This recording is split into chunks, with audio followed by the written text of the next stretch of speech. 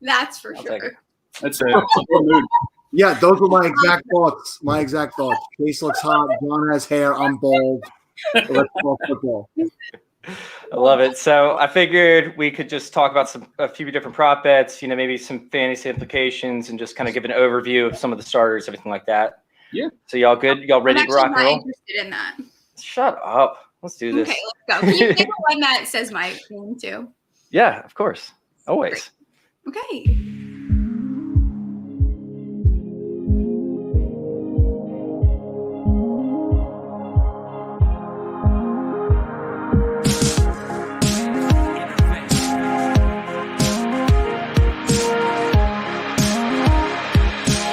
This is Fantasy Intervention.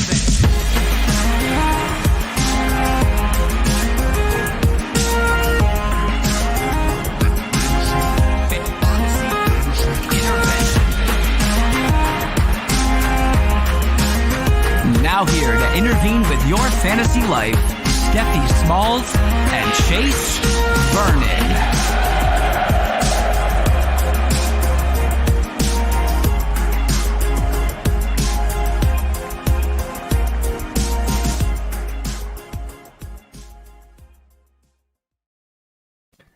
What's going on, guys? Welcome on to Fantasy Intervention. We are coming at you with a Super Bowl special episode. Oh, yeah, get excited for that. We have, of course, like announced, Steffi Smalls and myself in the house, but we are joined by two people, two of my favorite people in the industry. We, of course, have John Helmkamp. What's going on, man? It took me a little bit to figure out where your at was, right? I'm just looking for Dynasty Beard, and I just couldn't find it anywhere. So you changed it over to John Helmkamp, huh? Yeah, you grows up and you grows up, right? It was time. It's kind of hard to ask Patrick Mahomes a question and then be like, yeah, go find me on Twitter at Dynasty Beard. I'm like, yeah, I gotta level that up a little bit. So it's the end of an era, but I'll still. Well, I actually created another account that is just holding on to Dynasty Beard so that no one can steal it. Yeah. Love it, man. And of course, we have Sal in the house. What's going on, Sal, man? How you doing today? I'm doing great, ladies and gentlemen. And let me tell you, the coolest thing I saw all week on my feed was that John Helmkamp did get to ask Patrick Mahomes a question during Super Bowl Media Week. I was like, who the hell? Oh, he writes for now. Look at this guy. All right. That was awesome, John. Thank you. Yeah, that is cool as shit, man. Wait, guys, I have no idea what you're talking about. I'm sorry. I missed it too, to be honest with you, but I've just been slam packed on the back end.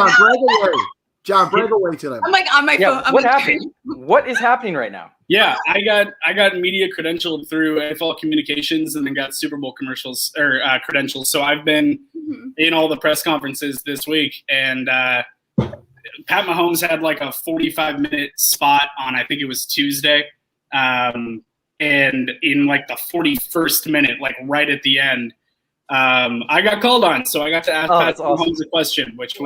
Could you get any fucking cooler? Thank you. Yeah, I love you already. So now this is just it's awesome. Yeah. I'm in a league with John, so we've been getting to know each other, which is awesome. And huge fan of Sal always. Yes. So excited to have you guys. Absolutely, that's really cool, man. That's badass for you. I'm stoked for you. That's cool. Yeah, it was a cool moment for sure. All right, so looking at it, guys, make sure before we get this episode started out that you go subscribe to youtube.com/fantasy intervention. Once again, that's youtube.com/fantasy intervention. Subscribe, get more content like this. We're going to be going the entire off season, just crushing souls in the fantasy community as we try and put out as much content as we possibly can. Absolutely. Mainly my soul, because I'm having to do all the stuff on the back end. So that's the fun part. But I know, right? Steffi, myself, and Dave have absolutely just been going nonstop, with fantasy intervention. So it's been fun. Make sure you go to youtube.com/fantasy intervention and go hit subscribe. It goes a long way for us. Now, let's go ahead and get to this Super Bowl episode. Talk a little bit about some of the prop bets, what's going on over there, and some of the things that we expect to happen. So I guess we should start out with the big question, which is, which way do you see this game flow going? Do you think it's going to be a high scoring game? Like, tell me a little bit of a story, Steph. What do you think is going to happen with this game? I wasn't expecting to come first. I mean, I have the unpopular opinion, and I think that the Bucs will win. I think it's going to be a high-scoring game. I think the ball is going to move fast. I think that Brady will try to slow things down. I think someone that's going to be a key player, and I think the prop bets that are going to really hit today come with Gronk. I think that they haven't used him well. I mean, he's had only like 7 targets. They haven't used him that much, but I think they're saving him for today. That's kind of their romance story too. I think you'll see a lot of Gronk down the middle, trying to slow that clock down. But I am still going to take the Bucks. I think this is a different animal. It's not. I know everyone wants to use Brady's stats from the other Super Bowls against him, and that's fine. But when Brady won those Super Bowls, it wasn't at his own stadium on a new team without Belichick. Like, this is not going to be the same Brady. I think that the Super Bowl is a totally different animal, and I think that Brady in this game is a different animal too. So I'm going to take the Bucks, and that makes me want to vomit. I mean, I can't stand Tom Brady. I think he's like the worst. I can't stand him, but I see him winning this game. I'm sticking with my 37-35. Sal, how are you feeling about it, man? Are you sitting there feeling the same sort of way, or are you taking a different route? I'm definitely not feeling the same way at all, and it's hard for me to pick the Chiefs because I am a Raiders fan since I'm a baby boy. So it's just that they're so damn good. I put out the scores 45-31 Chiefs. I think it will be very high scoring. I think Patrick Mahomes will throw for 5 touchdowns today. I think that they will probably have less than 10 total carries as a team, and they will just throw the ball nonstop to prove a point as possibly the best team in NFL history. They're not. I'm not saying that, but that's the point they're going to come out to prove today. And Steph should know that the man on the other side, Spagnuolo, is the guy who knows how to get to Brady. I know. They will absolutely throw everything at Brady, and Brady is a subpar quarterback when he's pressured. It's just I agree. So I think, and Steph, don't get me wrong, because this game could go any which way because Brady is who he is. Mm-hmm. But I think that the Chiefs will be up. I think they'll be up all game. I think Brady will be chasing, and I think he closes the gap to 45-31. Something to look out for is if he scores in the first quarter, which he has never done in any of his Super Bowls. If he scores in that first quarter, Chiefs are done. I promise. I would bet my life savings on it. If he scores in the first quarter, the Chiefs are done because he's never done it. In 9 Super Bowls, he's never done that.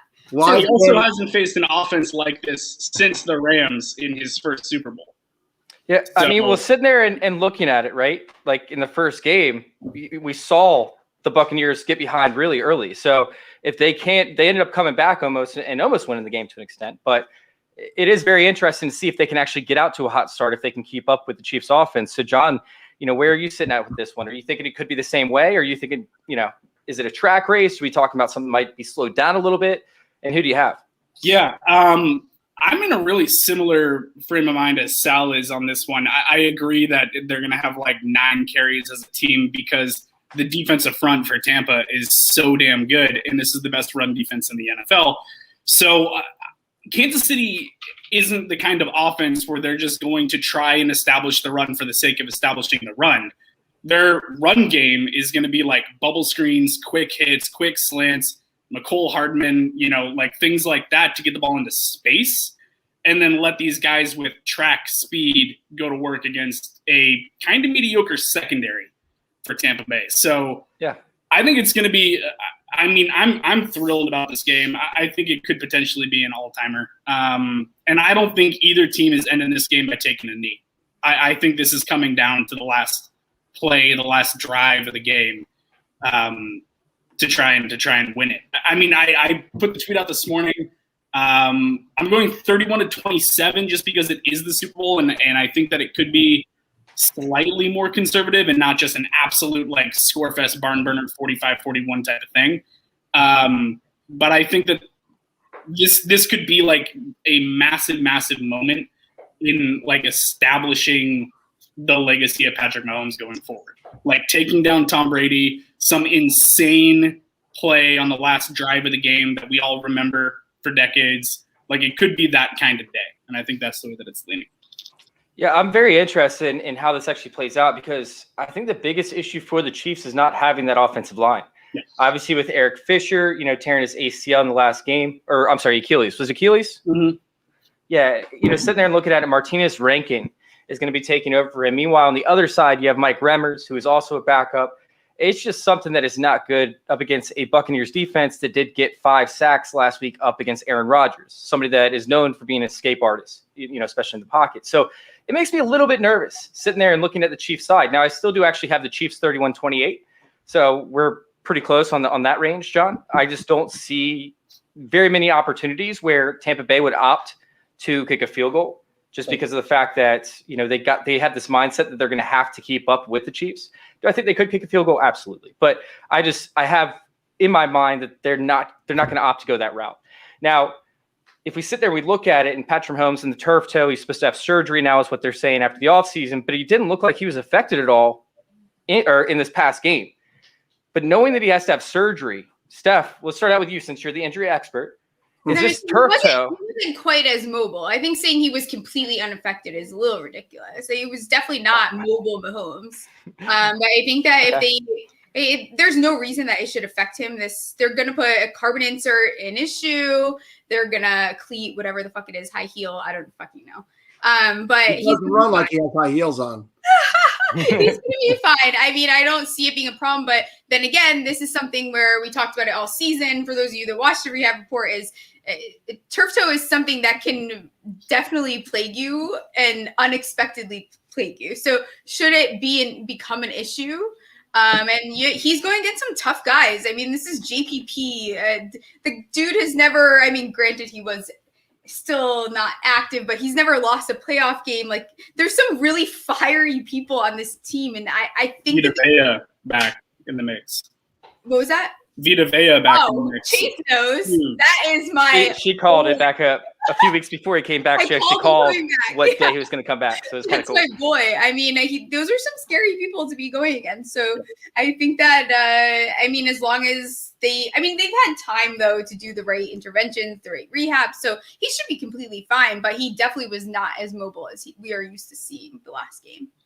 I mean, Sal, are you thinking that Patrick Mahomes is going to be able to put up 50 rushing yards if needed, if they start getting pressure on him and he has to escape the pocket? Or are they going to design more dump offs? Like, this could be a game where Clyde Edwards-Helaire has, 7 to 10 receptions. Or do you think he'll run? Yeah, no, to John's point, I think they'll do a lot of quick, short passes like that. I don't think it'll be just CEH. I think that Williams has been a bigger part of that offense recently, and I think he'll definitely be involved in the offense. But Hardman, guys like that, will get those short places. They do a ton of end arounds with a Hardman and Hill. So that'll be probably the extent of the run game. I think Mahomes will be fine. And listen, I actually am a guy who has turf toe. I'm a former college soccer player, and I have that injury, and I know you could be fine. And then just skim that toe the wrong way, and you're fucked for like the rest of the day. So yeah, it could trigger in the middle of the game and be an issue. I just think Mahomes will be moving all day, not necessarily down the field, but just moving out of the pocket because of the offensive line issues, just to keep a little bit off balance and get the ball downfield. I don't see where he's affected really unless he takes a major hit in this game. All right, John, you talked about the dump offs and whatnot. Do you see Clyde Edwards-Helaire potentially having, 7 to 10 receptions? Is this a game where he could absolutely go off? When we look at it, the Tampa Bay Buccaneers have allowed an average of 7 receptions or so to the running back position over like the past 6 or something like that. So is this something where Clyde Edwards-Helaire is going to be that escape valve, or do you see it more as like Mecole Hardman and the receivers taking over that responsibility? I don't think we're going to see 7 to 10 out of CEH. Like Sal's saying, Williams has been involved in that game. They could easily have 7 to 10 receptions as a group. I could see that for sure in this game. I would feel more comfortable setting the line for like 5 for Clyde. Sounds like more accurate. I really think we've seen a lot of Mecole Hardman. We've even seen a little bit of Byron Pringle. Obviously, we know what Tyreek Hill can do. And Tyreek Hill, the last time it's a tired narrative, but he had 200 plus yards in the first quarter the last time that they played. I think it's going to be the receiving core and Travis Kelce having to go against a really, really good linebacker group and try to get that put together as well. And apparently something's going on with Chase. So that's it. He's gone. He's gone. All right. See you, Chase. I hate when you do this. It's unprepared. I don't know what to say when you're gone. Look at him. He's got to get more drinks, I think. I think he needs more drinks.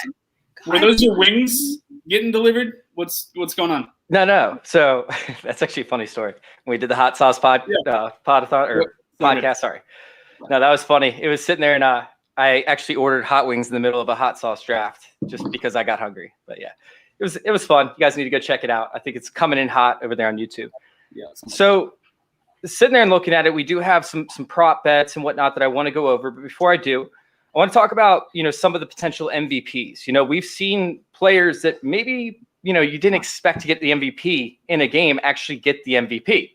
Last year, Damian Williams was one of them that probably should have won MVP. And because Patrick Mahomes is Patrick Mahomes, that's who ended up getting the MVP.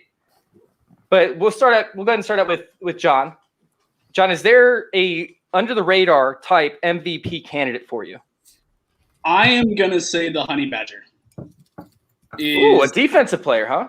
Yeah, the rare Super Bowl defensive player MVP candidate, but he is capable of making, an all-time play, like a James Harrison 100-yard Super Bowl interception return type play. Like that's in his repertoire, and he's been so disruptive and so good. And they've been saying that if they're able to get pressure on the defensive line, just like they're saying right there with Frank Clark, if Clark's able to get home against Brady, we could easily see him throw one of those lame ducks up, like that jump ball that he threw to Mike Evans that was picked off, and I think it was the third quarter in the NFC Championship game. So I think that there's potential for I'm not going to predict that happens, but there's potential, I think, as a dark horse candidate that we could see Teron Mathieu come up with one or two, game-breaking plays on the defensive side and seal the game and seal the MVP. Sal, are you seeing anybody else, or is this Mahomes or Brady getting the MVP? Yeah, I would just like to say that, man, if that happened, and that's a great call, John, in a Super Bowl with Mahomes and Brady, like we got a defensive MVP. Like, oh my God, is it still 2020? But I would love it. Yeah, again, I can't imagine if this game is won either way that it's not the quarterback that wins it. I did say on record that I think Mahomes is going to throw 5 touchdowns today. But if I had to pick like an oddball guy, a guy who just has the knack of popping up out of nowhere to do big things, it's Sammy Watkins, who is going to play today. Yes. And I could see Sammy breaking for 2 touchdowns today. They're going to Mark Hill and Kelsey, who didn't have a great game the first time these two teams played, which is rare for him because he was an absolute beast pretty much every week. But, my dart throw would be Sammy Watkins, but I expect it to be Mahomes. Steph, we might have the same one since we've been talking about it all week, but go ahead. Who do you have? Okay.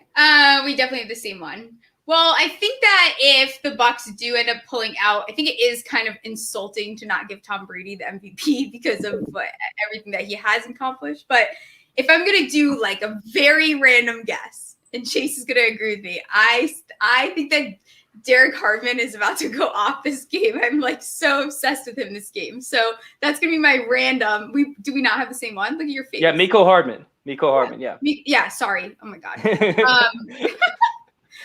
he did for Tampa though. I was Derek Hardman. Yeah, he played. Yeah, for sure. There definitely was. Are you kidding? It was something. Mecole Hardman is a player where we're sitting there, we're looking at, Tyreek Hill. He played for Tampa in 2010. So my fucking ass. So I can't with you. I love it. With Tyreek Hill and the type of routes that he was running and whatnot in the previous game, he absolutely torched the Buccaneers. And I think that it was kind of a way for the Chiefs kind of test the way that they were going to defend Tyreek Hill and whatnot. So with that being said, I think that they could end up using Tyreek Hill as a decoy, meanwhile running Mecole Hardman in some of the areas where Tyreek Hill commanded attention the last time or beyond that. So while the safety might be paying more attention to Tyreek Hill to make sure he doesn't get beat underneath, you could have Mecole Hardman one-on-one coverage on the outside and burn a guy like Charvarius Ward, who has had some broken plays so far this season. So Mecole Hardman, for me, I feel like could end up coming away with a couple touchdowns on maybe 4 receptions or so. We got to see what happens. I think that it – go ahead. Yeah, I was just going to jump in. Don't sleep on him in the special teams either. Like, what if he puts up a punt touchdown 100%. And he impacts the game in 2 phases? Then, yeah, for sure. You're looking at a guy. And the running game. I know it's not a run technically, but a jet sweep, you know, he could affect the game in so many different facets, forcing the Tampa Bay Buccaneers to adjust their coverage. And, you know, doing that, as long as he gets a couple touchdowns and, you know, the play does kind of switch up, it could allow for, you know, if the Chiefs are down, kind of some late game heroics by Patrick Mahomes, which could squeak out the win. Typically, you know, the MVP winner is also the, you know, Super Bowl winner as well. So sitting there and looking at it, I think that Mecole Hardman is a very interesting prospect. So with that being said, you guys ready to hop into like prop bets and whatnot? Yeah, Chase, first I want you to find me a spot where I could get a parlay bet of a Mecole Hardman rushing touchdown, receiving touchdown, and return touchdown. All three. It's got to be – those numbers have to be astronomical. That would be awesome. Dude, wouldn't it? That would be sick. $100,000 Even if you could just take two of those, man, like it would be insane. Yep. So sitting there and looking at it, we're going to start out with the most important prop bet out there, the one that's taking everybody by storm. Actually, I want you guys to guess which one I'm about to go with. What is the most important prop bet of the Super Bowl? Start out with the coin toss. National anthem length. That one's really good. The national anthem length is one of my favorites, but it's not the one that I think is the most, I guess, bet on one. It's the one that really does not matter for any of football. Very similar to the national anthem. It's the Gatorade. The Gatorade color, right? What color is the Gatorade? Everybody always ends up having these bets out there. And I mean, it's kind of crazy because we have orange with plus 170. We've got yellow, green, or lime plus 400, red and pink plus 300, clear or water plus 500, blue plus 400, purple plus 700 on purple. Let's start out with Sal. Sal, which one are you taking? There's no number. There's no number for zero, for nothing. You don't think they're going to pour Gatorade? Did you see after the AFC Championship game, they dumped a box of confetti over Andy Reid's head? That's what they did. They didn't dump Gatorade on him. So if there was none at all. Did you see at the Senior Bowl that they dumped Reese's on it was so funny. Miami Dolphins? Why am I drawing a blank? Flores? Yeah, they dumped a bit of Reese's on his head. That is so ironic to me because of the fact that it's in Florida, right? It's in Tampa Bay. The Gator. Now I know that's not where the Gators play necessarily, but it's still Florida. And for them not to pour Gatorade for a Super Bowl in Florida would just be crazy. I'm gonna go orange.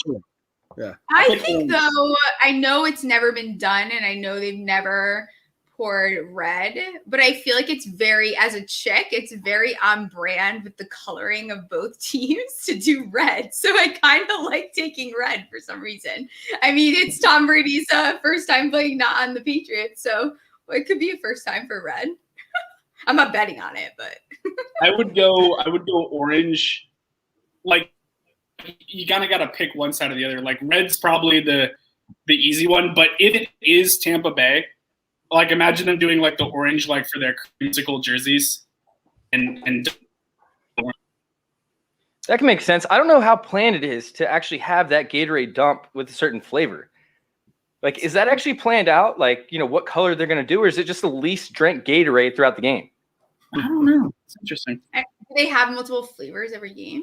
I have no idea, but I kind of want to know now. All right, let's go into like the very real intrigued. prop bets. Now I need to know. Okay. All right, so let's go with the over-unders, obviously, and the spreads, just because that starts out relatively easily.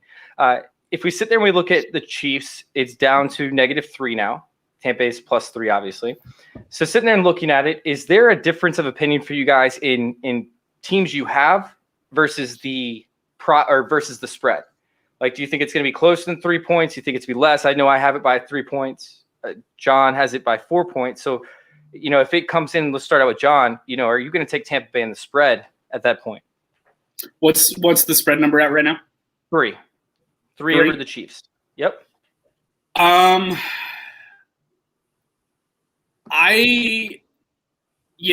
think that I would take Tampa Bay to cover if it's at a spread of 3. I think this is going to be. You can also not touch it, by the way. You could say that you don't want anything to do with it. Yeah, which I probably wouldn't. Like, I wouldn't put money on the spread just because I think that this is a game of such good quarterbacks. Any direction in the last 2 minutes of the game. So I'm probably not gonna that spread. But if I were, I would say, I would take the Bucks to cover that. All right, Sal, what are you thinking, man? Yeah, I have the Chiefs winning by 2 touchdowns, so I'd be okay with it. But what I would really do is just tease both numbers towards the Chiefs and towards the over, the over. So both numbers would go down because I think they would definitely both hit. You get the Chiefs with the Chiefs +3 at that point. So yeah, that would be my thing. Tease, baby. I like that. I like that a lot, actually. I was sitting there looking at a couple teases earlier today, and it just wasn't. I didn't find one that I absolutely loved, but that one makes sense for me. Steph, are you sitting there and kind of wavering either way with that spread? Not really. I'm not really confident either way. I feel like this is the last thing that I'm putting some money on. So I don't really have I don't disagree with anything that Sal said though. It's gonna be an interesting game. I have no idea what to expect, honestly. Yeah, it like we all talked about, it's just kind of crazy. So sitting there and looking at some of the back end options for an anytime touchdown score. This is a player who, has potential to score. We'll start out with the Chiefs side of things, at any point in the game. I want to go with some of the positive ones where you can actually, get a little bit of come up off it. Clyde Edwards-Helaire, Darrell Williams, Mecole Hardman, Sammy Watkins, Byron Pringle, even Patrick Mahomes with a rushing touchdown. Kansas City defense, I know that John brought that up. So we'll start out with Steph. Is there somebody that you want to lay your money down for almost a lock to get a touchdown in this game? I mean, Kelsey is getting a touchdown, right? It's I don't think that there is any chance that he does not. So on the Chiefs side, he's 100% getting a touchdown. But what about some of the back end options like Clyde Edwards-Helaire and Darrell Williams, Mecole Hardman? Are you confident in any of those? Hardman, I really think is gonna, as I said before, I think he's gonna be an impact player. I don't know. CH kind of sketches me out this game a little bit. I don't know that I feel super confident about him.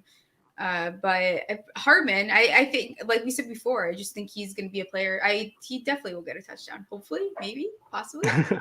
John, what about you? Yeah, I mean, we've talked about Hardman, a lot. But what are the odds on Williams? Odds on Williams are plus 200. Clyde Edwards-Helaire is 155. Mecole Hardman's 220. So he's right between Mecole and Clyde Edwards-Helaire. Oh, Hardman's got worse odds? Yeah, I'd go Hardman as an anytime score in this game. I really think that they're going to be designing plays to get him the ball in space. With this rush game probably going to be fairly non-existent in this one, I think that he's going to be a big part of the game plan to keep Patrick Mahomes upright and get him the ball fast and on the edges and let him go to work. We saw him, snap off a 50-yard run in the AFC Championship game. He's got, basically kill levels of speed. I like them to scheme it up to get him the ball in space and for him to try and get a touchdown. Sal, what about you, man? Are you sitting there thinking that Hardman is the right answer on this one, or do you want to go a different route? First question, do you guys have a gambling site sponsor on the show before I mention a site? No, go ahead. You're good. All right, so Thursday night when I was doing the On the Daily DFS podcast that I do for RotoViz with TJ Calkins, we did some prop bets and we discussed this. And betonline.ag is our sponsor, so that's why we use their numbers. And Sammy Watkins was at a plus 225 on Thursday, and he was a plus 1,400 for 2 touchdowns. Put $10 on that. $10 wins you $140 if the guy hits for 2 touchdowns. I mean, it's that easy. But for 1 touchdown at plus 225, he's in that same range as some of these other guys. He's the guy I would go with. I actually like that. I think it's very interesting, to actually get that multiplier back in. But sorry, I said multiplier like I play, DFS. But I'm sitting there saying multiplier as a DFS term. It makes it interesting. Over to the Bucs side of things, right now I'm taking off FanDuel. I need to get, with your side, obviously, Sal, and talk with them, see if we can get something for next season. But for FanDuel right now, it's plus 110 with Mike Evans. There's nobody that is the chalk play, essentially. So sitting there and looking at it, I really love Chris Godwin for this matchup. He's got a very advantageous matchup over there in the slot. The Chiefs tend to struggle in the middle. And honestly, I like Tron Matthew, but I think he's going to be more, he's going to have his hands full with Gronkowski and whatnot. So sitting there and looking at it, I think that Chris Godwin is my lock here. Is there anybody that you guys feel good with, that is definitely going to get a score? I mean, Leonard Fournette's appetizing. Ronald Jones is kind of appetizing. where are you going with this? We'll start out with Sal. Yeah, so if we could touch on DFS for a second, and what Steffi said earlier about Gronk, if you're doing DFS, you want to get the main players in this game you want to get in are Mahomes, Brady, Kelsey, and Hill. And you could get all those guys in if you played Ronald Jones as your captain in Showdown, and then you have exactly enough money left to play Gronk. And I kind of like, if the game's going to go in that direction, Ronald Jones a little bit more than Fournette today. And Fournette has been the guy lately, but he wasn't the guy all year. And I think the more sure-handed guy is Ronald Jones. It would have to be them coming out and playing a slow the game down approach like we talked about earlier. So I could see going with Ronald Jones to score a short touchdown. I like that a lot. I mean, I think that Ronald Jones could have a game, and it's a little scary. I did see an over-under, which we're going to discuss here in a little bit. But I'm kind of torn at which running back I want to go with over on the Tampa Bay side. Steph, do you have one real quick that you want to throw out there for the, you're locked to get a touchdown, essentially, on the Tampa Bay side? Obviously, you love Gronk. Yeah, I love Gronk this game. I think he's great. I think that someone that is getting slept on a little bit is Scott Miller. I think that Scott Miller has a very high chance. He's someone that's not going to be thought of in the playbook as much, but I think that they utilize him maybe today to sneak in some points. So I'm high on Scott Miller. There's obviously a huge risk in that, but I think that there is also a possibility that he definitely gets a touchdown. See, I would have been so high on Scotty Miller if AB didn't dress today. Yeah, I know, right? You know what I mean? I think. Yeah, but is he dressing because he's a decoy? No, it's been a couple of weeks. I think AB is legit, and he's a douche. I mean, I don't like the Steelers, and then I say, I don't like his going back and forth in practice status. Yeah. I hate that shit. It's like limited, do not practice. Like whenever it goes switches back and forth, I just stay away from those players. I think he scored, I think, 6 touchdowns in his last 5 games, or 5 touchdowns in the last 4 games of the regular season. Yeah. This year, he was very much used a ton. Yeah. I think he's going to actually play today. It might be his only time he ever gets there. Yeah. What I was going to say was, I don't like the Steelers, and then I say it's funny that AB and Bell will both be, have a chance to win a ring, but I don't like either one of those douchebags either. So, it's like F everybody. Yeah, literally. All right, I'm going to the bathroom. I need to start emptying my bladder earlier. All right, great. That's fantastic. Oh, I love it. She's my favorite. All right, everybody's here for. So I'm going to take Tom Brady on a rushing score. Nice. That's cool because Tom Brady does tend to sneak it in as of late. I mean, we've seen it in multiple different occasions where he does get those QB sneaks to the goal line. Nope. So I do like that. I think that it's a solid pick, and I think it's a pick that could end up netting you a ton. I mean, Tom Brady, looking at it, he's sitting at plus 420. I would take that. Yeah, plus 420 is a sexy pick over there, and I actually do really like that one. I think the Tanner Hudson. They get down on the 1 yard line, and he's one of the best quarterback sneakers of all time. And for him to just go right in off the back of the guard and fall into the end zone, I could definitely see that happening today. I actually like that a lot. I might actually put some money down on that. Hey, here you go.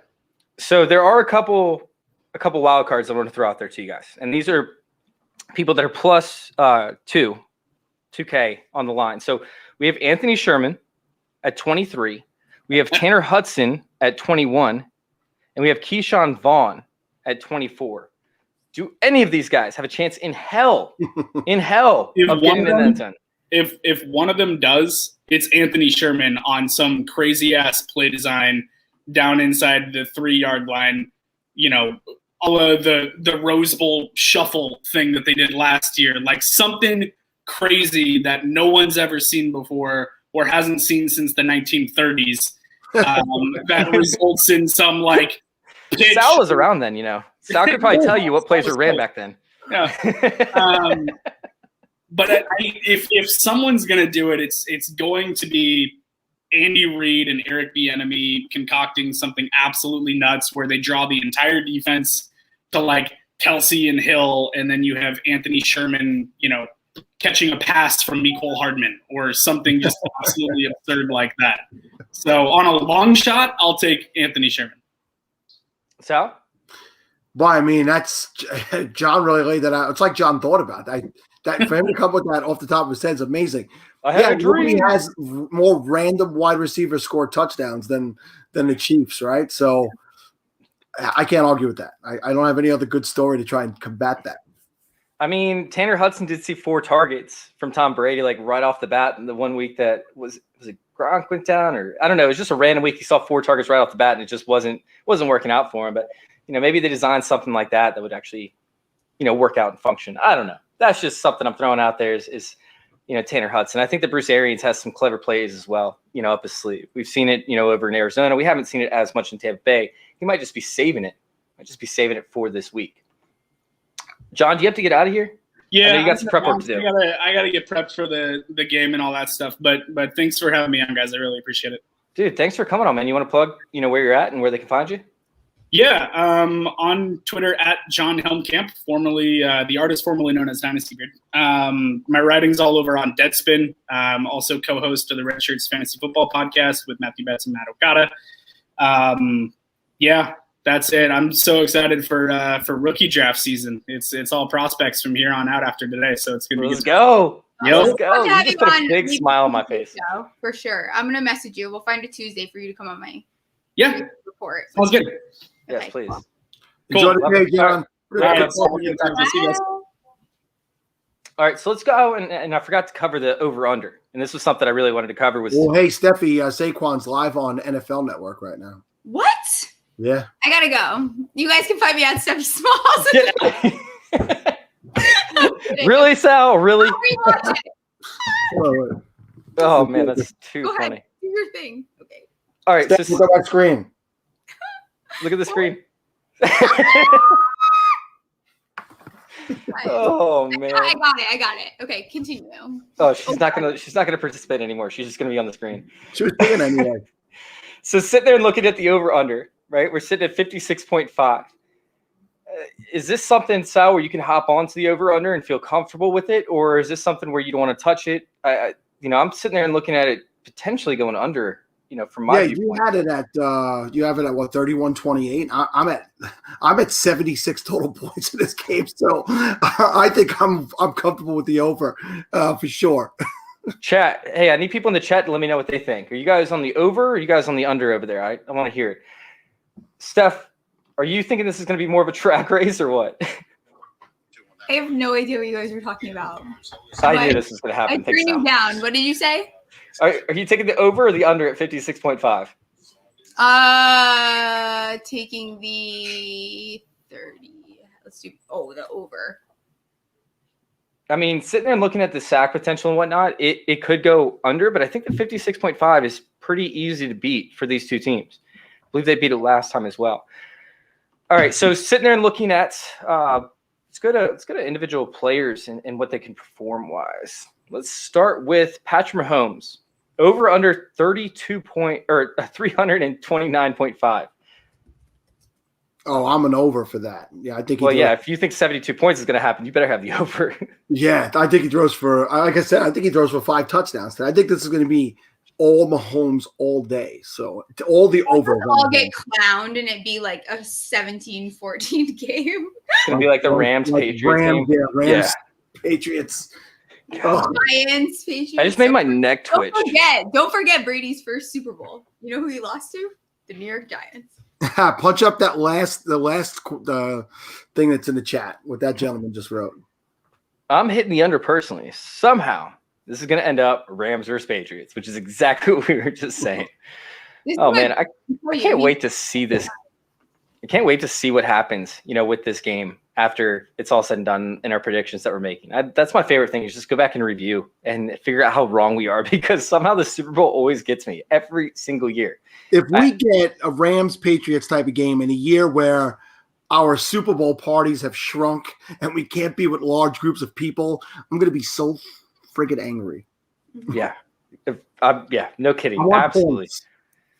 All right. What about Tom Brady with the over-under 294.5 yards? Are we going over or under? Steph, are you ready? No, I'm not. Sorry. What time do I have to be on this next show? Okay. Sorry. Okay, what did you ask me? You've got 40 minutes. All right. Okay.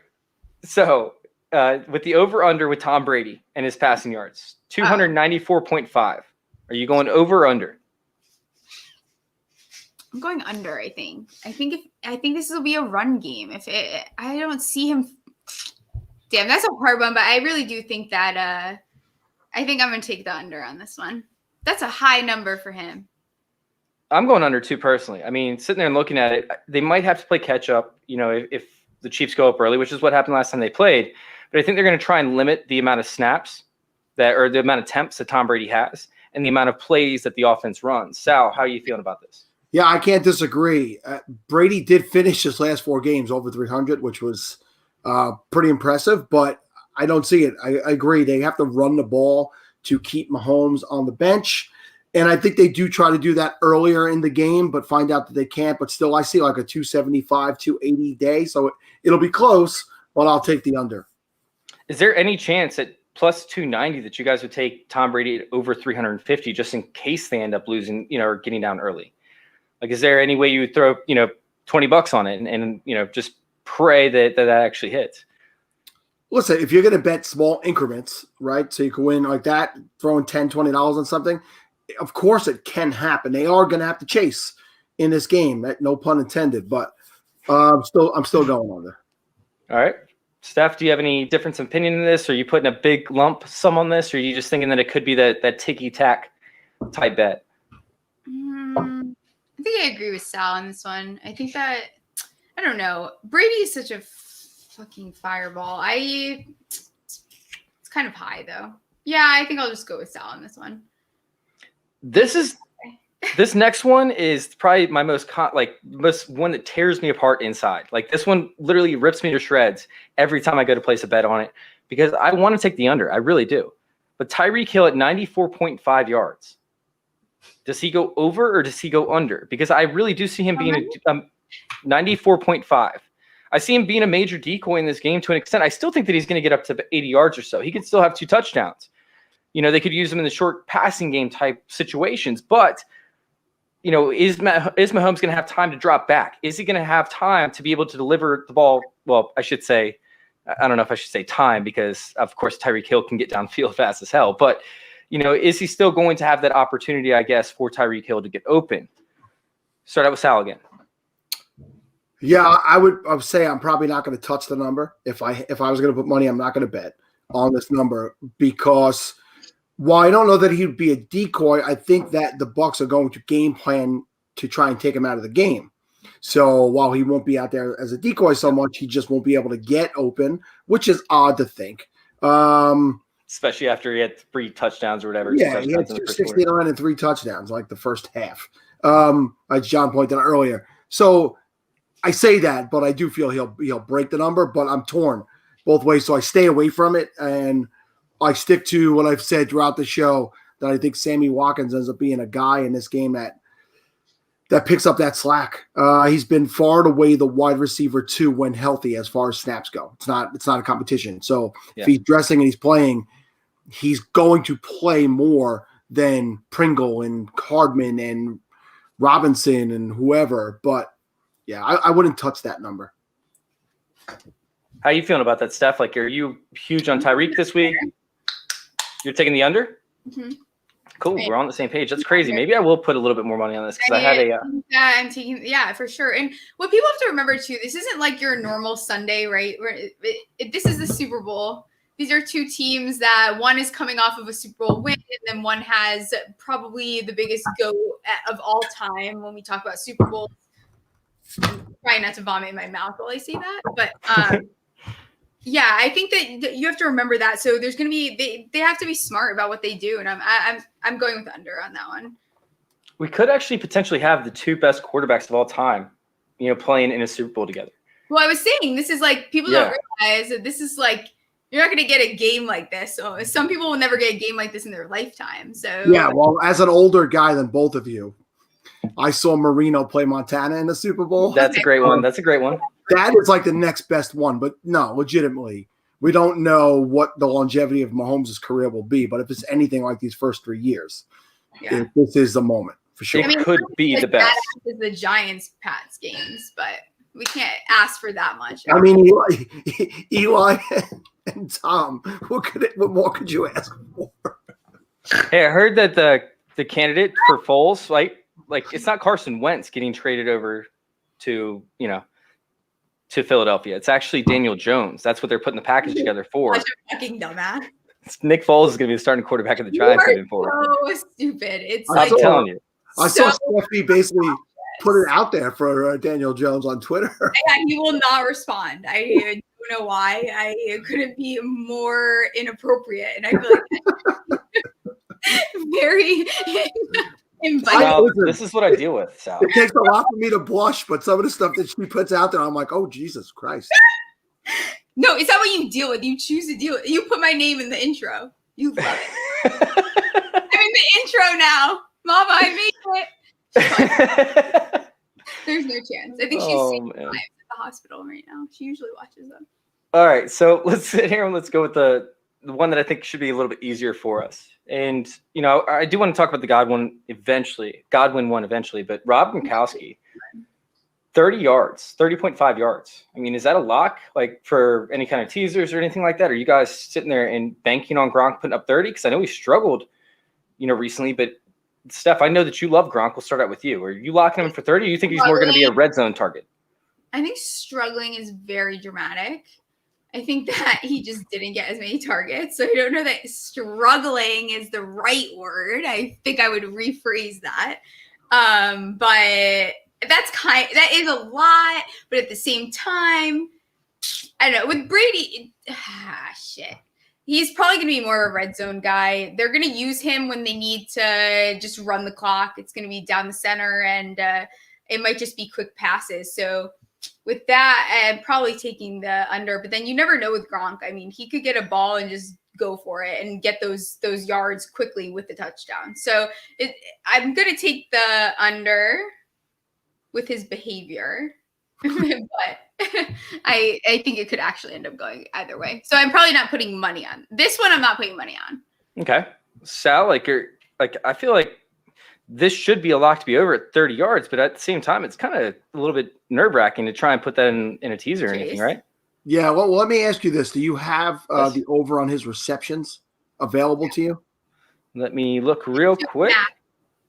Because what I would really like to do is parlay together the over on receptions, yardage, and a touchdown. That's hot for Gronk, because that will if they what Steffi said earlier, I said the other night on our show. This is why they signed Gronk. Get to the Super Bowl, use him this moment. Yeah, Cameron break me to death. This is the Super Bowl, and this is Brady, and this is Gronk. So if you could put those three things together in a parlay, that's what I want to put my money on. Forget just the over on yardage. I want all three. All three, yeah, I agree. I think that all of them fit each other too. It's very like if he gets one, he's gonna get the other. So I agree with that. I would put my money on. I'm not putting my money on it alone, but if I'm gonna do it, I'm gonna go for it. So the funny thing is like Virginia, right? I do DFS, and that's what I really specialize in is DFS and dynasty type stuff. But we aren't allowed to gamble with the prop bets here in Virginia up until like 2 weeks ago. I got you. So I'm still learning how to actually operate this stuff. So that's why I wanted to, bring on some experts, of course, and talk some. Well, go to my I have a site too. Come on, Chase. Yeah, go to MyBookie or betonline.ag, and they have those. We can't bet on anything in New York. All gambling's illegal in New York, but I gamble every week. Love that. So let's go ahead. I'm arrested when I get off this podcast today, but. No, yeah, I do it overseas. Duh. I use Bovada. I do use Bovada. I won $600 off Bovada last year, like netted $600 off Bovada, but I don't mess a lot with it. I try and take obvious bets. So I don't even know how to find the receptions for this. But anyways, I want to hop on to Chris Godwin, and then we're going to end up moving towards the close just because we have other shows to be on. So let's start out with Chris Godwin, over under 73.5. Start out with Sal. I'm gonna say under. I think the ball gets spread out a little too much in that offense today. Steph? Under. Yeah, for sure. I'm gonna go with the over. Nothing about him excites me. I literally could care less about him, to be honest. I think they're going to eliminate Mike Evans from this offense completely. I think they're going to, put some bracketed coverage on him. I honestly Mike Evans might come out with 2 touchdowns again, but that's, what Mike Evans is known for. I don't see him having a ton of yardage. I think they're going to use. I think he's much better than everyone acts. No, he's great. He's a great receiver, but I just think that they're going to take him out. That's going to be the game plan, is to take him out and then make sure Antonio Brown doesn't beat him deep. That's going to leave Chris Godwin to eat up a lot of these yardage, or a lot of these yards. And so sitting there and looking at it, if we're looking at a lot of 3rd and 7s, 3rd and 5 type situations, you're going to see Chris Godwin with a ton of opportunity, especially with the yards after the catch. Plus, he has an advantageous matchup, in the slot. So sitting there and looking at it, if he ends up having 8-9 receptions, which I think that he could easily have, he could end up crushing that over, get close to 100 yards, think even a couple touchdowns. I think he's going to be utilized tremendously in this game. While they sit there and they draw the safeties out with Gronkowski and with Cameron Brate, I think that Chris Godwin is going to just crush it this week. I'm taking the over, and I think that he could break 100 as well. You love him, though. You kind of have a crush on him. Yeah, he's my number 2 dynasty ranked wide receiver. Hey, Chase, real quick, I found the number on Gronk. It's 2.5. Oh my! Why does no one listen to me? Oh, we didn't hear you. Was Steffi here talking? 2.5. It's minus 115, guys. I know. We didn't hear you. I would, if I heard you, I would. I thought you went to empty a bladder. I'm sorry. I didn't know you were still here. So hard. All right, so let's say 3 receptions, 35 yards, and a touchdown. Come on, put some money on that parlay. Anyway, that's a tremendous payoff too. That's sick. I like that a lot. All right, so let's go ahead and hop over to the Chiefs side of things. If we're sitting there and we're looking at it with Tyreek Hill, right? Wait, did we already cover this on the Chiefs side? I thought so. Yeah, you asked Tyreek Hill was 94.5? Yes. Yeah, that was a tough one. Yep. All right, so let's go ahead and hop onto the running side of things. Sorry about that. Let's hop onto the running side of things. We sit there and we look at, some of the Darrell Williams, right? Over under 28.5. We know that you can't run up against Tampa Bay Buccaneers, but Darrell Williams at 28.5, that's kind of sexy with the way that he's been running. He's he literally looks like he just launches his body at just random people whenever he's getting close to a first down or whatever. He looks like he's about to be shut down. He just launches his body forward, gaining 4 or 5 yards. And, whether you're good at stop the run or not, Darrell Williams could actually be that weakness. Sitting there and looking at it, I don't think he's going to break off a ton of runs, but if he can get them in, 3rd and short situations, which end up allowing them to spread out the field on 3rd downs and, allow them for easy pickups, they can end up utilizing him the same way they did with Damian Williams last season. So we'll start it with Steph. Are you sitting there taking the over-under on Darrell Williams at 28.5 yards? I'm going to take the under. I am not a fan. I don't know. Nothing about him makes me excited this game. I think he could obviously very easily 28. Crap. I'm still going to take the under. I think that there's other options for them to gain the yardage, and I think that he will not be as much of an impact player as maybe is led on. Sal, where are you feeling about this? Yeah, we touched a little bit earlier in the game about earlier in the show about this game where I don't think they'll have more than 10 total carries.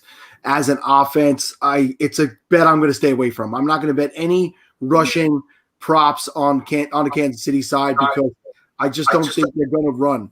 And he could hit it if he breaks one big play, but I have to sit there and hope for one big run. So I'd rather just go spend my money elsewhere on the passing side. To me, this is a passing game, and that is where my shekels are going to go.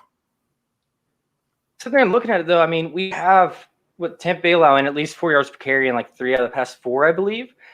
And if you include the past 5, I think they allowed something close to, I think it was 3.75 yards per carry or 3.8 yards per carry. It might even been more than that. And then when we sit there and we look at the explosive play rate, which you just brought up, they're allowing 45 total explosive plays on the season so far.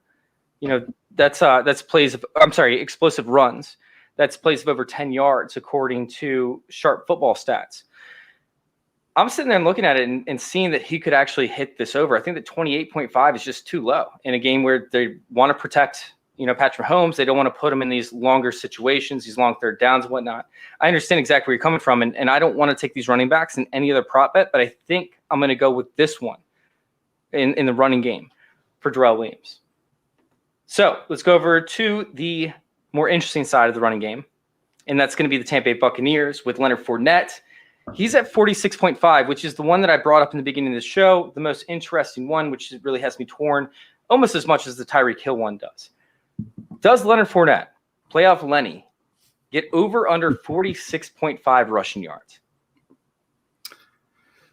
You asking me? I'll say no. I think both guys will be used. I think Fournette will probably catch a couple of passes. Maybe he'll total, 60, 70 yards between both in the game, catching and rushing. Maybe a little less than that. But no, I'd go under on that. I do feel like Ronald Jones will be a factor in this game.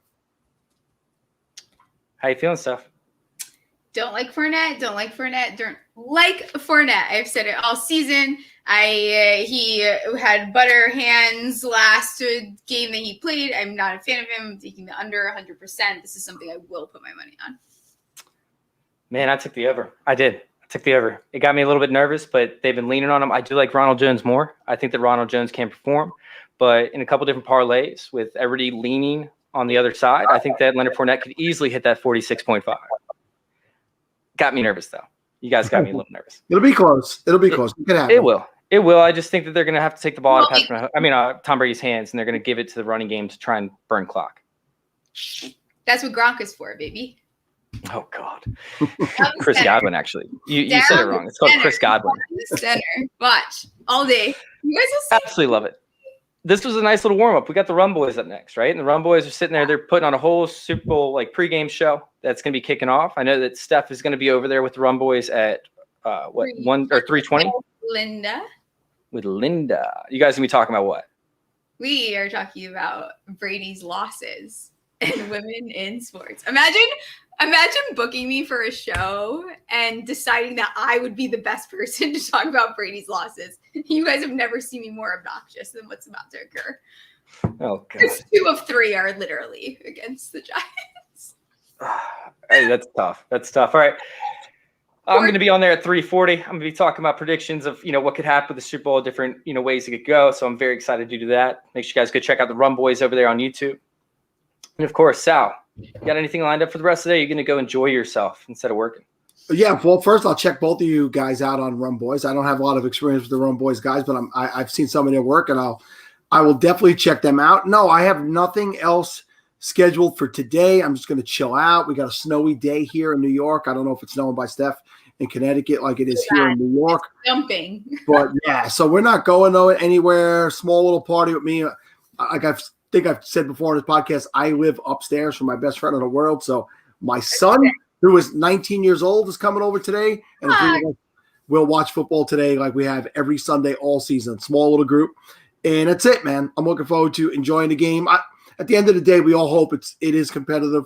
We all hope it's a great game. And while I want Brady to lose, I also somehow want Kansas City to lose. So it's a tough day for me. It'll be interesting how that goes. Are you a Kansas City hater? Do you just hate the Kansas City Chiefs more than anything else?